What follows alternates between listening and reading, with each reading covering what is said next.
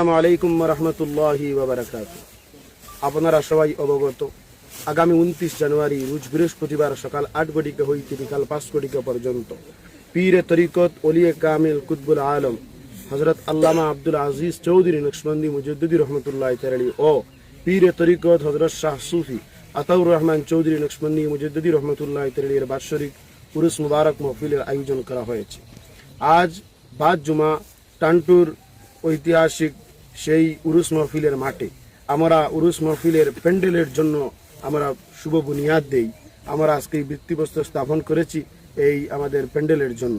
গতিকে এই উরুস মাহফিলে বরাক তথা বহির বরাকের অসংখ্য গণিত টান্টু ভক্ত এবং মরিদিন মহিবিন আরও আমাদের ইসলাম ধর্মাবলম্বীর প্রিয় ভাইরা উক্ত মাহফিলে অংশগ্রহণ করে থাকেন। উক্ত মাহফিলে আপনাদের সবার উপস্থিতি, সাহায্য, সহযোগিতা উরুস কমিটির পক্ষ থেকে, সাহেব বাড়ির পক্ষ থেকে এবং আমাদের এই অত্র এলাকার মহল্লাবাসীর পক্ষ থেকে সবাইকে আমরা সাহায্য সহযোগিতা এবং উপস্থিতি কামনা করছি। উক্ত মাহফিলে আসার সময় আপনারা মাইক বাজিয়ে যাহাতে না আসেন।